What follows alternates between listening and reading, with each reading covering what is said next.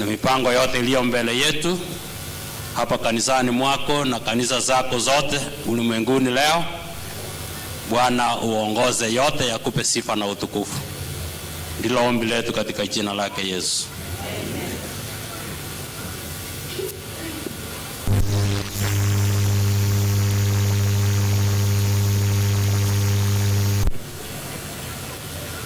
Thank you, our able elders. I want to believe that God is going to answer all our prayers. Ninaomba sote tusimame na wimbo saa ya heri tumalize kipindi cha maombi. Stanza 1 and the chorus.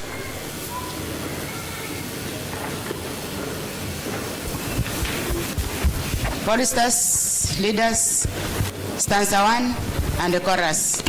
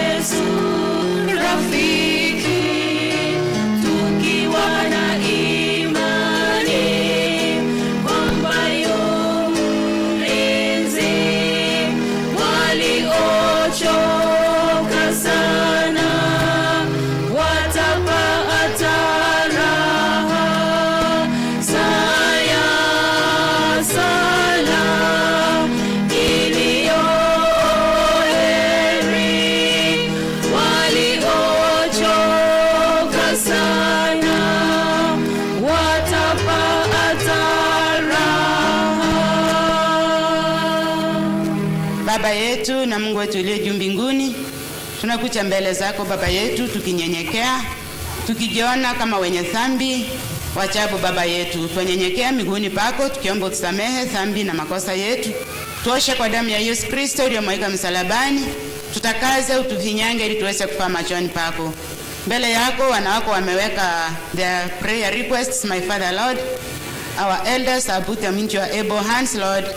We pray that, Lord, you hear and answer them. Not according to our will, but according to thy will, Father, Lord.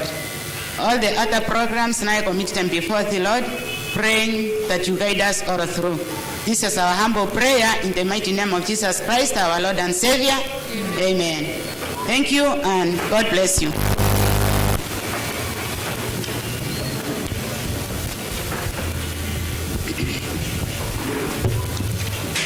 Hamjambo, tufungue nyimbo 21, nyimbo za Kristo. Baba twakujia.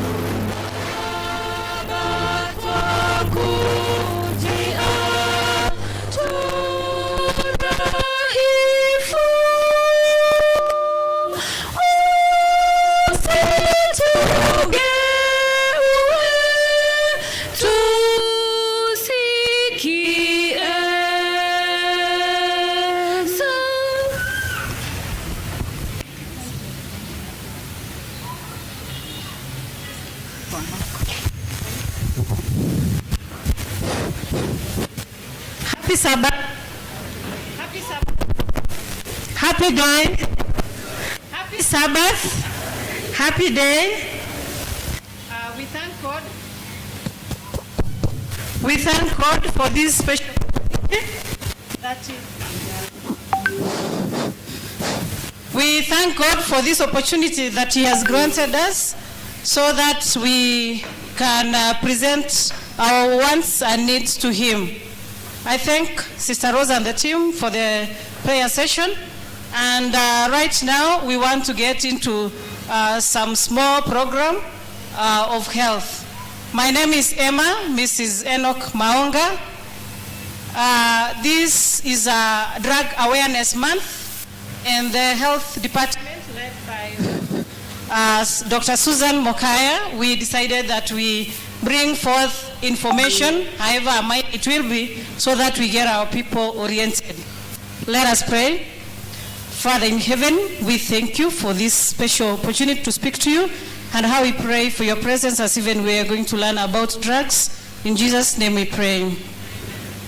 Well, we decided to speak about drugs so that we can all be at par when we talk about drugs, because this is a month of drug awareness. I have minimal time, and because of that I can start. I wanted us to go to the book of Genesis, chapter 1, verse 27 and 28, that tells us that God saw it good so that He can create human as perfect as He is. Then God created human in His holy image. That means we were created perfect as God. And because we are on earth, and because of various humanly made things, we have fallen short of glory. And therefore, this is why there is a theme of drug within us. And that now makes me to define what a drug is. A drug or drugs are some substances that are taken and they are not food. And they alter your physical or mental status, positively or negatively. I mean, when you take a drug of any kind, you expect your physical status or mental status to be the way it was not. Mostly, we take drugs because we are sick. And that makes it to open that there is a class of drugs that are taken to cure people. And there is a class of drugs that are taken so that we can diagnose. Yani, kuna madawa ya mtu anameza ili shida yake iweze kujulikana. Na kuna ingine anakunywa ili aweze kupona. Na kuna zingine zile mtu anaweza kumeza ili azuie maradhi for prevention purposes. Na hizi dawa kuna utaratibu wake. Hatufai kumeza dawa vile ambavyo haiwezekani. In simple terms, it's that drugs are supposed to be prescribed. Unafaa elimishwe jinsi ya kunywa dawa ama uandikiwe hii dawa na anaye na ujuzi wa kuandika hizi dawa, yani daktari. Na hapo ninaweza kuambia wale ambao wana uzoefu wa kuulizia dawa, yani anauliza ni dawa gani, anauliza yoyote tu, ama anauliza wewe ulivyokuwa na hii shida ulimeza dawa gani, anakuambia mimi kuna kadawa kalinisaidia na naweza kukutafutia kwa karatasi na wewe ununue. Tunaambiwa kwamba jamani, ukiwa na shida kwa mwili wako, enda kwa ule ambao kuna ujuzi ambaye ni daktari akuandikie na uweze kupata hiyo dawa itibu shida hiyo kwa wakati huo. That means in future ukiwa na same signs and symptoms kama vile ulikuwa nazo ukatibiwa, you are not supposed to repeat the same drugs. Go to the right person who is a doctor to prescribe the drugs. Inawezekana prescribe zile ama tofauti. That means you are not supposed to repeat a prescription. Go to the right person, uandikiwe. Nakumbuka daktari wetu Dr. Atemo, pharmacist, always tells us that 97% of the drugs are poison. That is very true, because when you take these drugs in your body, there is a way they're supposed to work and get eliminated from your body. And it doesn't mean that they are always good, and that is why the definition says it is not food. Kwa hivyo, kunywa dawa when you can't avoid. Another class of drugs is drugs that are not pharmaceutical. Drugs that are not, they are addictive drugs. Unfortunately, hizi mbili zote zinaitwa madawa. Kuna madawa yale yana nia mzuri kwa mwili na dawa zile ambazo hazina nia mzuri kwa mwili. When we take most of the time to speak about these drugs because hazijaruhusiwa kuwa prescribed na hata kwa government hazijaruhusiwa kutumika. Na kwa sababu hiyo they are not used openly. Mtu anavyotumia hizi dawa anatumia kwa njia ya kujificha. Kwa sababu gani? Haziruhusiwi na hata anajua mwenyewe kwamba madhara ya dawa kama hizi kwa mwili ni mbaya. Na kwa hiyo dawa kama hizi ndio sana sana zinadhuru akili zetu. Dawa kama hizi ambazo ni addictive drugs na ni pharmaceutical ama illegal drugs ndio zile ambazo zinadhuru akili zetu. Zinadhuru akili aje? Mungu ameweka njia ama alivyoumba a perfect human being, ameweka njia ile ya ustani kabisa mwili unafanya kazi, kwamba kuna vile mwili una transfer information. Yani kuna kemikali zina signal akili yako. Zina transfer information kwamba ukiona kitu akili ina transfer information. Yani ukishaona kitu kuna hiyo information inaenda kwa akili yako jinsi vile Mungu ameumba. Alafu ikishafika kwa akili inafahamu kwamba hiki ni kitu fulani. Alafu akili ile vile cells zinapeana information kwenda na kurudi, inakwambia kwamba ni nini sasa unafaa kufanya. Ndio maana hata wasomi sema about senses. Senses hizi zilikuja kwa sababu Mungu aliweka pale, na senses they can't work alone, ni lazima zifanye pamoja na akili. Sasa unapoona jambo akili inaangalia hiyo jambo na inakueleza ni nini unafaa kufanya. Sasa unapokunywa dawa hizi zinadhuru akili, inawezekana ukachanganya akili yako in that macho yanavyoona yanatuma information kwa brain cells. Brain cells interpret what you've seen, unaambiwa ni nini unafaa kufanya. Kwa mfano, unapotembea unaona mbele shimo. Wakati umeona, akili tayari imeshagundua ni shimo, sio mkate. Sasa ukishaona ni shimo, tena akili ile inatuma cells na kuambia what you're supposed to do. Sasa unapita kando na shimo. That is the normal way of working of the brain. Lakini ukishaweka dawa zile hazifai kwa akili hii ambayo inakuwa mixed up, inachanganyika. Ndio maana sana ukiona wale walevi wenye wamekuwa addicted, akisha kunywa sana wanda wengine wanadumbukia kwa shimo. Wewe unashangaa kwa nini? Kwani hii shimo iko very open like this, na daytime alikuwa ameiona. Hata kwa wakati mwingine mtu anadumbukia shimo ambayo iko kwa compound yake. Yaani unashindwa, jamaa hajajua shimo kama hii iko kwa compound yake. Ni kwamba ameshachanganya akili yake na hawezi tambua yeye ni shimo wakati ule na anadumbukia. Na sana ndio maana unapata wale ambao wamekuwa addicted sana wanafanya mambo hayafai mbele ya watu. Yaani unaona mtu anatenda jambo unajiuliza, huyu mtu mbona anafanya hivi? Yaani haoni, ameshachanganya akili yake, ndio maana hawezi tambua. Kwa hivyo hizi dawa zikiharibu akili zetu ama our brains, then tunakuwa mixed up in terms of reasoning and in terms of the way we work, even in terms of behavior and feeling. Hamjasikia kwamba mtu alikula dawa fulani ama akaua watoto wake? Najua Kisii kuna maneno kama hayo, na sio kwamba tumekuwa na pepo mbaya, ni kwa sababu watu wamejichanganya kiakili. Mtu anakuwa amekunywa dawa kama bangi, alafu unapata amesha kata hata watoto wake. Ni kwa sababu gani? Ni kwa sababu ile bangi imeshachanganya akili yake. Kwa hiyo anaweza ona mtoto na cells zikitransfer the information kwa brain, kimletea kwamba huyu ni mtoto, kumbe inamletea kwamba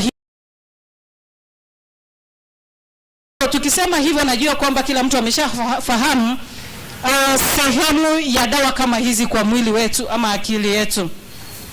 Kwa hivyo vitu kama hizi zinachanganya the community, zinaleta madhara kwa community. Na hizi dawa ama madawa kama haya ni watu aina gani ama ni watu gani wako likely kuyanywa ama kuyatumia. Najua madawa kama haya yanatumika na watu wa adult na wengine ni watoto ambao watu wanakuwa.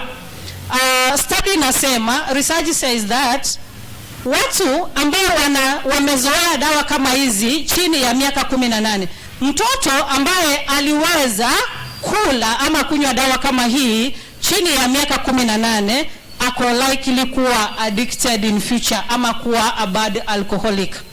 Kwa hiyo watoto wengi wetu wako chini ya miaka 18 na hawa watoto wako shuleni ambao hata hatufahamu their status in school.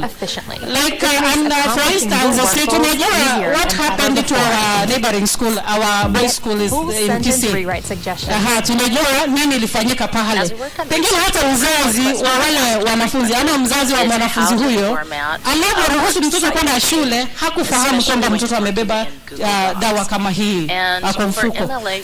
Na wakati mwingi watoto hawa si eti ni watoto wajinga, ni watoto wenye maarifa sana. Ndio maana mtoto anaweza kukunja ile dawa mpaka ikafika kwa box ka dawa ili kusudi aweze kuvuka naye ingie shuleni. Na sasa watoto kama hawa wengi ni wale chini ya miaka 18. Hakika akianza madawa kama hayo wakati huu, study says that in future atakuwa mtoto wako addicted na bad alcoholic. Barata hivyo hatuwezi kupoteza tumaini kwamba Kristo amo na hataweza kuwasaidia watoto hao. Kwa hiyo jambo ni kuwaombea. Another category ni wale watoto wamekuwa katika familia zile zinajua haya madawa na wanatumia haya madawa. Inawezekana familia kama hizo hazimo hapa kwa sababu wote walio hapa ni wale ambao wanatumia madawa kama haya. Kweli wakati mmoja ama mwingine ukipata muda pia wewe unaweza waambia kwamba tukitumia madawa haya kwa uwazi, watoto wanavyoyaona wao pia wanayatumia baadaye kwa sababu walishayasoma kutoka kwako. Grupu ingine ni wale ambao wanakuwa exposed kwa sababu ya media, wanayaangalia kwa TV, kwa radio, kwa simu. Kuna dawa, kuna wacha hizi zetu za kawaida hapa kina miraa, kina bangi, kuna dawa ngumu kweli na zinapata kutoka nje za mbali. Na watoto hawa wana access information kwa simu, kwa TV na wanayafahamu. Wao unafikiri mtoto wako kweli hajaweza kuyafahamu madawa haya, lakini kwa sababu ya simu, ya TV, ya radio wameyafahamu. Na kwa hivyo wanaoyatumia ni kwa sababu ya curiosity. Wanataka kujua kweli nini inakuwa kwa hizi dawa ambazo zinakuwa ni bei sana. Kwa sababu hiyo wakishaanza, mtu akianza ni vigumu sana kuacha, lakini tukiomba Kristo watu kama hawa wanaweza kuacha. Na inasemekana kwamba a good number ama a good percentage of the alcoholics are youths, na youths hawa ni watoto wetu. Kwa hiyo watoto hawa wetu ambao tuko nao wako shuleni, usije ukaketi kistaarabu ukafikiri mtoto wako akiwa shule ya Kikristo huyo mtoto ako sawa. Hamna, tunafaa kwamba tunalilia Kristo wakati wote hata kama ako pale shuleni ili aweze kukua kwa njia zile Mungu anahitaji. Na hata kuna peer group influence. Peer group influence kwa study inasema kwamba hata watoto wa kike wanaathirika kwa madawa, kwa sababu wale ambao wameshafika nchi zile kubwa kama vile Nairobi, unaweza jua what happens there. Unapata watoto wako kwenye party alafu wameshajiunga na watu wengine ambao wanatumia madawa ya kulevya, na hawa watoto wamejiunga hapo. Kwa hiyo tunavyoendelea kuishi katika hii dunia ambayo imechanganyikiwa hapa na pale, jambo letu kama wakubwa na wadogo ni kwamba tumlilie Kristo ili maneno kama haya yasiweze kufikia watoto wetu, yasiweze kutupata. Kwa hivyo muda huu ama kipindi hichi cha drug awareness ya all month, tutakuwa tunajielimisha kidogo kuhusu madawa na risks za madawa na vile mtu anaweza kuepuka na hizi dawa. Kwa haya machache ningeweza tena kuwakumbusha kutoka kwa kitabu cha Psalms 139 verse 21. kwamba Mungu tumupe nafasi aweze kutuchunguza sana kwa akili zetu, hata yale tunafanya kwa uwazi, that is verse 23, aweze kutusaidia ili atushike mkono tusafiri katika hii safari ya imani. Tuombe. Everlasting Father in heaven, we want to glorify your name for this period. We want to thank you for the care and guidance that you've given upon us. We want to pray for your presence as we worship you today, and how we pray for our children, and be with us, guide us to the ways to heaven. In Jesus' name we pray. Amen.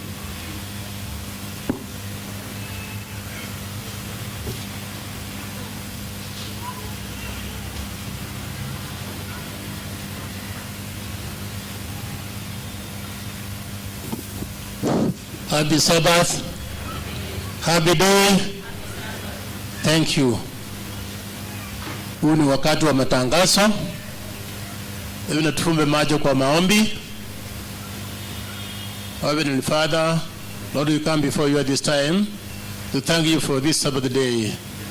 You gave us this Sabbath day for worship, because the other 6 days you gave us those days for working so that we can get our living. Lord, it has come to a time when we are going to give announcements which are going to be important in doing our work in this church. Let us be keen listeners and doers of these announcements in preparation for the kingdom to come, for this humble prayer. In Jesus' name we pray. Thank you.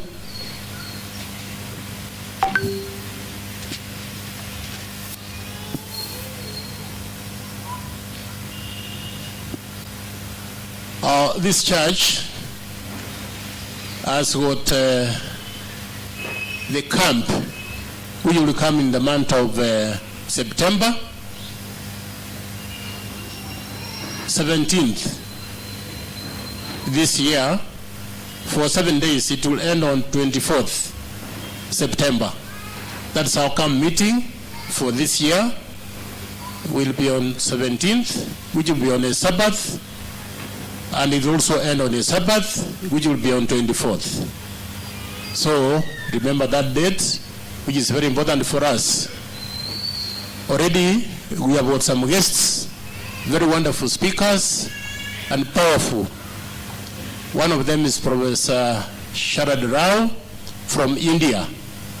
He has accepted to come and grace our camp meeting. Another one is Vuna, who's the vice president of the Channel Conference. The process is on the way. He had accepted, but we are waiting for his letter of acceptance so that we can be sure that he will also be with us. So those are wonderful speakers who will be with us during the camp meeting. And for that purpose, we would like to have these camp committee members meet shortly after the sermon. The following names I'm going to read. Our first church elder, Elder William Nyangara, Basel Ministry Leader, Dr. Peter Mose, and also Deputy Teresa Charles. Professor Goti, Church Clerk, Johnson Omare, Treasurer, Jomo Tinega, Deaconry, Gladys Momanyi, one of our deaconess, is the leader of the deaconesses, Rose Chomo Women Ministries, Daniel Ratemo, Prayer Ministries, Dennis Kiyago Youths, Dipora Nyambane Children, Edwin Masese Communication Department, Pastor George Morara, our pastor, senior pastor, James Ratemo from Adventist Men, Dr. Susan Mokaya and Alex from Herod Ministries, Yusuf ICT, and Chege PA. The following members, please, after the sermon, we meet shortly at this place.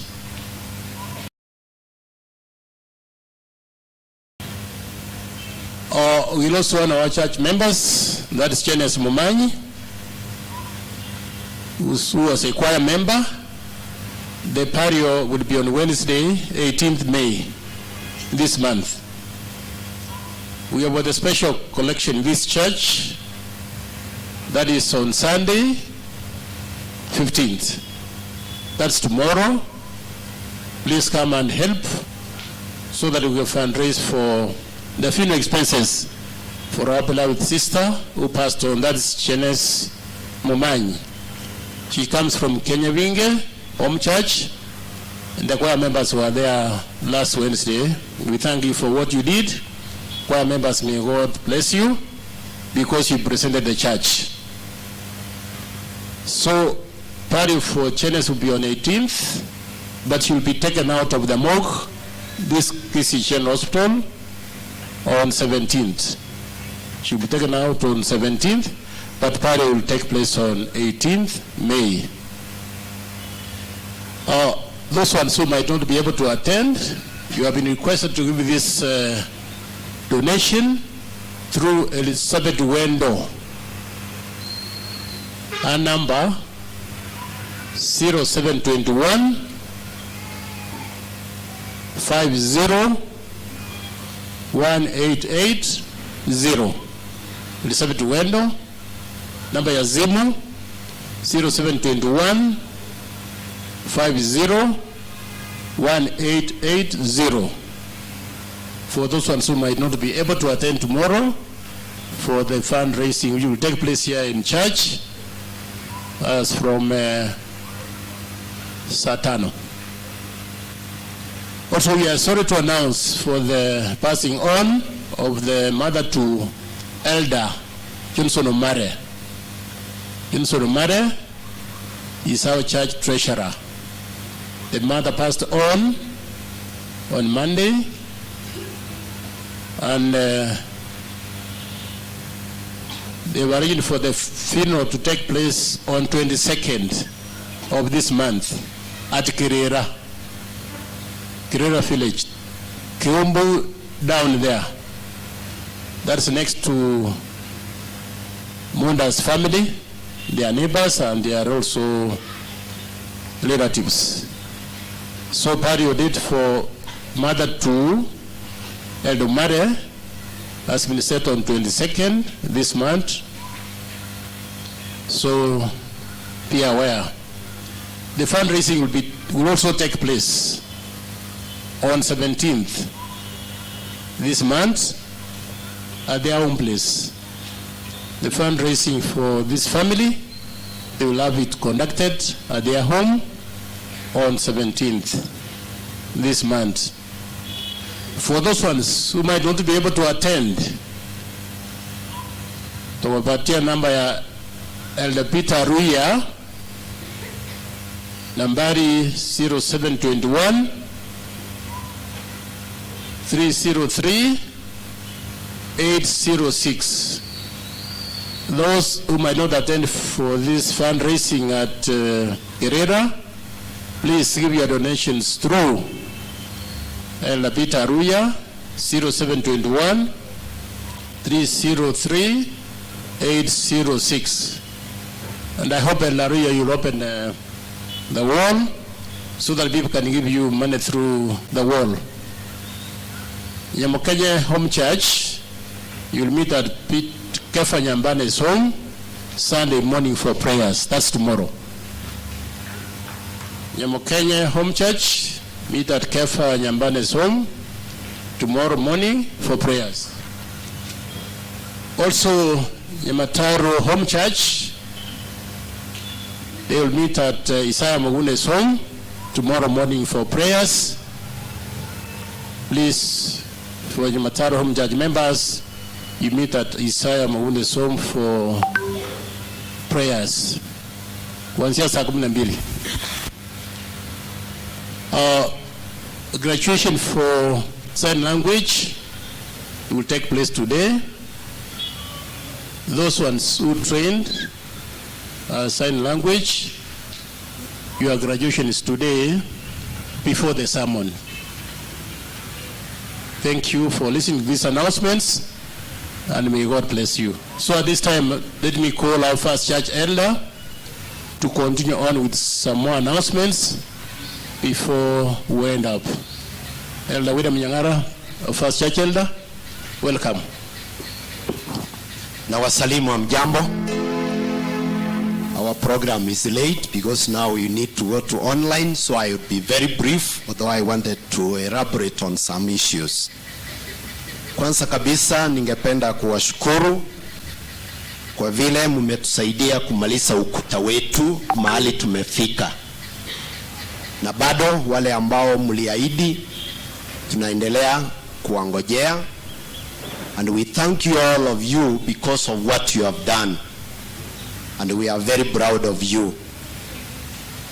Vile mmesikia ni kwamba kambi yetu itakuwa tarehe 17 mwezi wa 9 mpaka tarehe 24 mwezi wa 9. Na hiyo mipango yote lazima tuanze saa hii. Vile mmesikia tutakuwa na camp committee. Na kwa hivyo we are asking you that you prepare yourself to give your camp offering, which we call thanks, and also camp expenses ambao tutawapea baadaye. Lakini jambo la muhimu ambalo linanifanya nisimame hapa ni kwamba our PA system is not working. There is about watu kama wale wote wanakaa ndani ya kanisa, wale wanakaa hapo juu. Kuna wakati wanakuja kwa kanisa na wanatoka bila kupata chochote kutoka hapa mbele. I've also been walking around and it's true, na wengine wenu mtasema ni hivyo. Kwa hivyo ni kuhusunika kwamba kuna mtu anatoka kanisani, sisi tukisema tumesikia injili nzuri, tumeguzwa, tumefika karibu na Mungu, kuna mtu anatoka kutasikia hata chochote. And that's why I'm standing here. We have taken our PA system to the fundi. Last time hata alijitoa ku repair free of charge because alisema hii hata nikirepair hakuna kitu.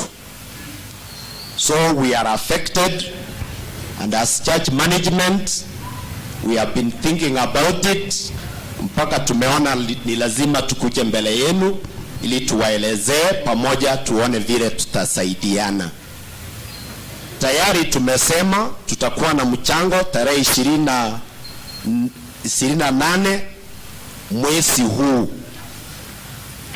And we are asking you kindly, vile mlitusaidia kwa ukuta na vile tunaendelea kusaidiana kwa ukuta, tusaidiane kwa hili jambo.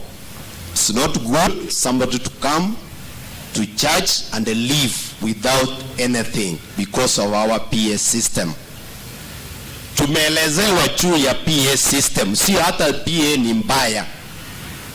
Vile the road is carrying, labda sitakuwa na hiyo lugha, lakini wale wanajua mambo ya PA watakuwa na hiyo lugha safi. Kuna road system kwamba kanisa hili linahitaji PA inalingana na kanisa. Kwa hivyo vile tulioangalia, and I was also shocked that a PA can be from 70,000 up to 1.7. Hiyo ndio tulipewa different types of PA kutoka 70 ile ambao mnaona wa preacher wengine wanatumia hapa mpaka 1.7. Lakini kama kanisa ni kama tutachagua ya 750, na kama haitawezekana kabisa labda 500,000. I'm talking about 750. Kwa hivyo usisangae, hata mimi nilisangaa, lakini nimeambiwa iko hivyo. Kwa hivyo nawauliza kwa unyenyekevu kwamba kusaidia kila mtu ambaye anakuja kanisa hili na yeye asikie mahubiri, tujaribu tuwezavyo tarehe 28 mwezi huu tukuwe na fundraising ya kusaidiana tupate PA. Tayari tumeambiwa kuna yule labda atatusaidia, we can get it directly from the source. Na labda sijui kama itasaidia kwa cost, but we shall try.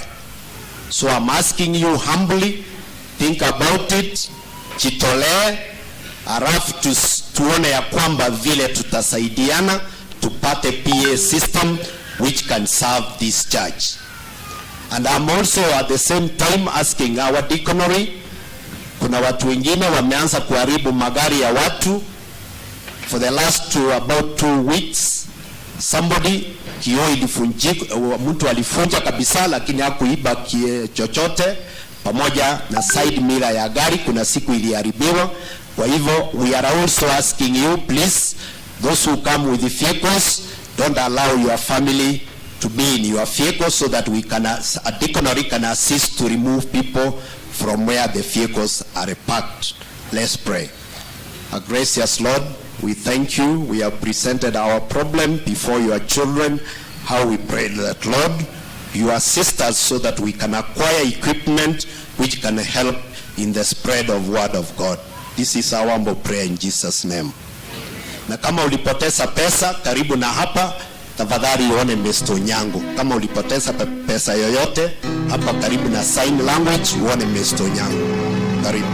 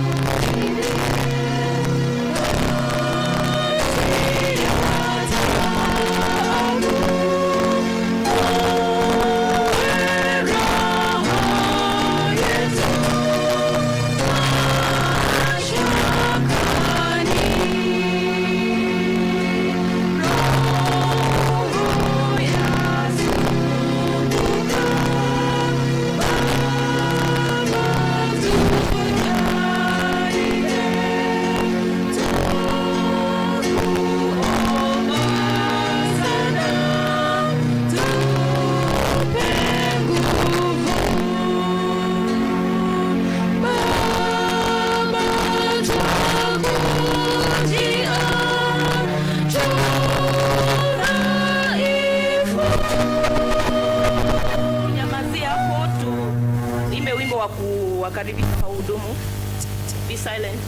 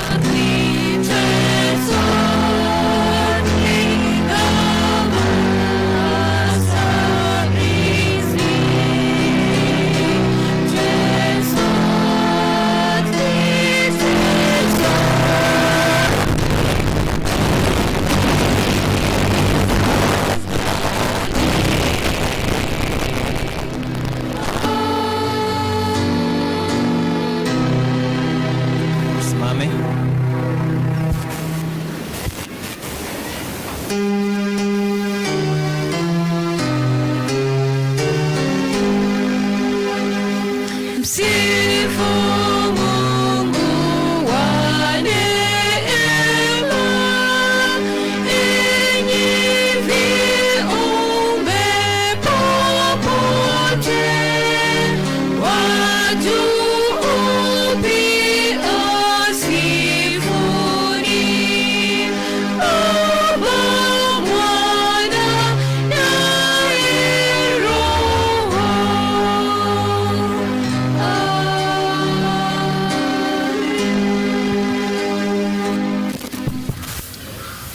Our Father and our God in heaven, we praise and glorify your name. Thank you for the Sabbath worship. Thank you, God, you have been good to us. As now we listen to the word, as we witness the graduation for the Advent Prosperity Ministries leaders, we ask that your will may be done. For we pray through the name of our Lord Jesus Christ. Amen. Amen.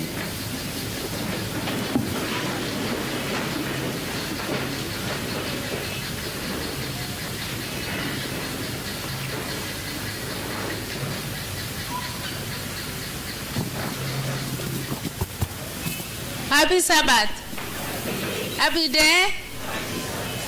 Today tuko na furaha nyingi sana kwa sababu ni siku yetu Prosperity Ministry Sabbath, na vile mulisikia kwa matangazo, today we have graduates who are going to graduate to become sign language interpreters.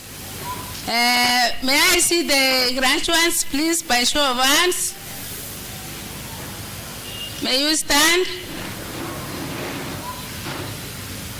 I hope you are ready for the day. And this is our time. We want to take very short time for this function before ceremony starts. So, the ICT, please, you can put the music so that they work majestically here. You march nicely because it is your day. Just feel at Jesus' feet.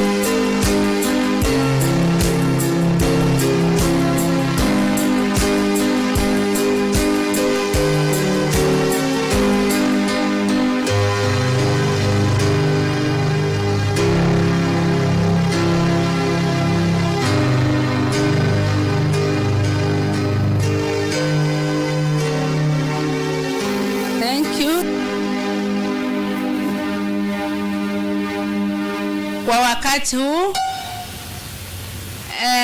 Mnaona vile wanapendeza. Kanisa letu hapo mwanzoni hatukukuwa na interpreters, lakini Mungu ametuwezesha kupitia church management ambayo wamefanya haya yote yametendeka. Asanti. Sasa kwa sababu nataka kuchukua shortest time, I want to take this opportunity to invite our guest pastor to preside this ceremony. Who with me are welcoming pastor? Okay, pastor, you are most welcome to come and preside them.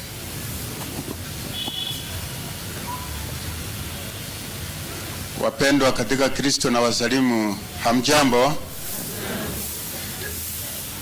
Tuna sababu ya kumsifu Bwana wetu Yesu,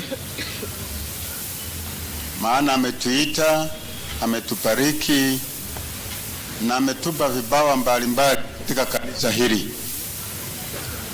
Na kazi ya vipawa hivyo ni kumtukuza Mungu na kupeleka ujumbe wa wokovu kwa watu wote. Katika kanisa kuna vikundi vingi vya watu ambao hatujawafikia na ujumbe huu. Mojawapo ya vikundi hivi ni ndugu zetu na dada zetu ambao hawasikii wala hawajui kuongea. Ni maumbile yao vile Mungu amewaumba, na katika maumbile yao tuna jukumu la kuwafikia. Kuna vikundi wengine ambao ni disabled. Katika maumbile yao nao wanataka wafikiwe. Kuna kikundi kingine ambao ni vipofu, blind. Nao katika maumbile yao wanataka wafikiwe. Ninashukuru kanisa la Central in a special way, maana wameamua kwamba wameanza kupromote na kuzingatia kwamba vikundi vyote vilivyomo katika kanisa na humu duniani wafikiwe na ujumbe wa Bwana wetu Yesu Kristo. Na jinsi hivyo wamejiandaa, wametrain hawa, na washukuru sana mzee wa kanisa, Pastor, thank you so much for what you have done. It is a step forward in accepting the call that I will go, and you have said, yes God, I'm here, I'm ready to serve you. Wale ambao wanahitimu leo ndio wao wamesimama mbele yetu.